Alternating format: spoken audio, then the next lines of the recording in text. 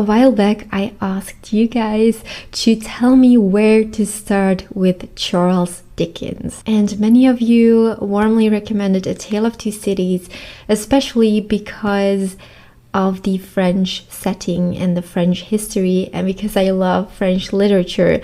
So this was such a thoughtful recommendation. I will break up this video into sections so you can skip to the part that interests you most. This is a historical novel taking place before and during the French Revolution and the Reign of Terror. We follow a bunch of characters whose fates become intertwined amidst the chaos of the revolution. We explore themes of sacrifice, redemption, and the contrast between a personal and political turmoil. Dickens was worried that what was happening in France could also come to pass in Britain. The novel was published in 1859 and there were 43 chapters, 45 chapters, and it was published during 31 weeks in weekly installments. Now, many believe that Dickens was paid by the word, but he was actually paid by the installment. He was the most popular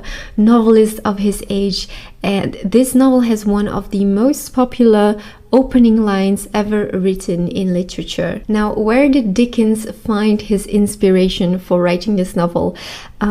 While performing in this theater play, he was giving the script, and the play was called The Dead Heart by Watts Phillips, and this was a historical setting. It had the basic storyline, and the climax Dickens used in his novel A Tale of Two Cities. And this play was being produced while this novel was being serialized, and this led to rumors of plagiarism. I will put Dickens' other inspirations on the screen so you can look them up if you're interested. Dickens also used material from an account of imprisonment during the Reign of Terror by Beaumarchais and records of the trial of a French spy. Now, as Dickens guides you through his novel, through the story, you notice that he doesn't give any information about what is going on, because he assumes that his reader already knows the background information about the French Revolution, about the Reign of Terror.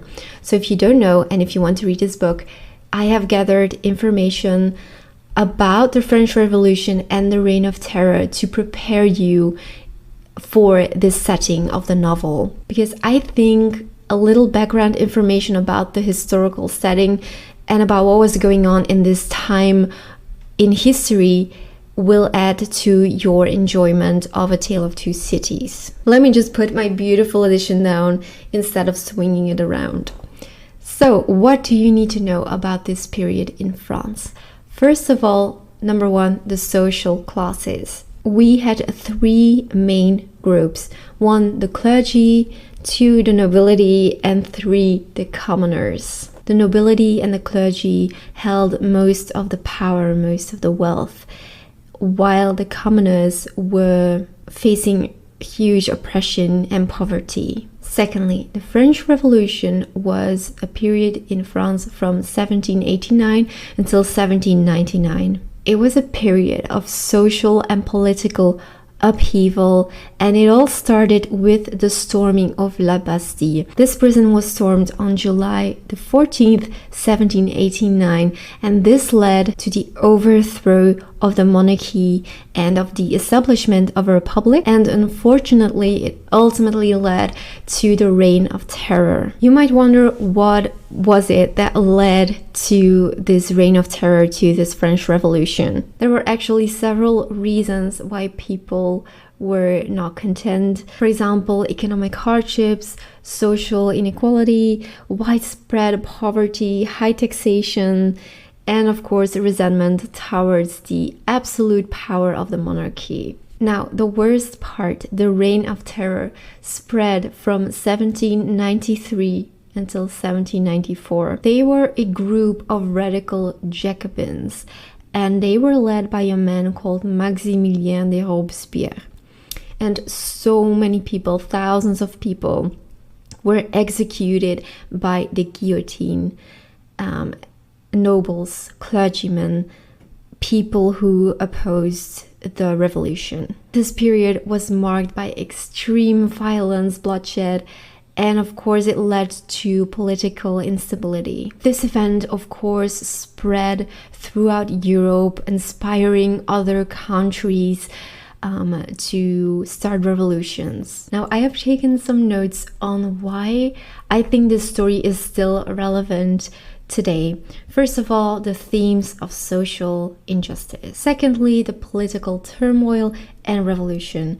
The novel depicts the consequences of political upheaval and revolution. And in today's world where there is still so much unrest going on, it is still relevant. The novel also portrays the aftermath of such a revolution. Thirdly, individual sacrifice and redemption. And finally, hope.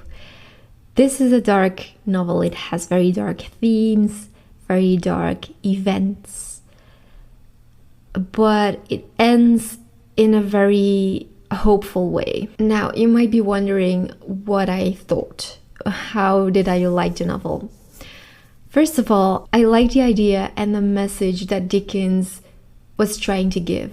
I almost don't dare to say it, but it reminded me of Les Misérables, but with lesser characters and a less interesting storyline. And also the storyline of Dr. Manette, who was imprisoned for 18 years and was innocent, also reminded me of The Count of Monte Cristo. If these two books aren't on your list yet, or if you haven't read them, prioritize them. They're very good. They're just put them on the top of your list, okay? Let me tell you what I loved about A Tale of Two Cities. First of all, the evil knitter, Madame de Farge. She was our villain, and she is of the opinion that all aristocrats must die. Very black and white, and a lot of readers say that she is one of the best villains ever written. I did like the fact that she was always knitting, like she was being evil while knitting away, and that was just amazing. The second thing I really loved was the memorable moments. There are a lot of almost filmic moments in this book where you can see the scene just play out before you, like a movie. I don't really need to see an adaptation, I just have everything in my head. And thirdly, you guys were right in recommending me this particular novel of Dickens because I loved the French setting and the French history. I know a lot about the French Revolution.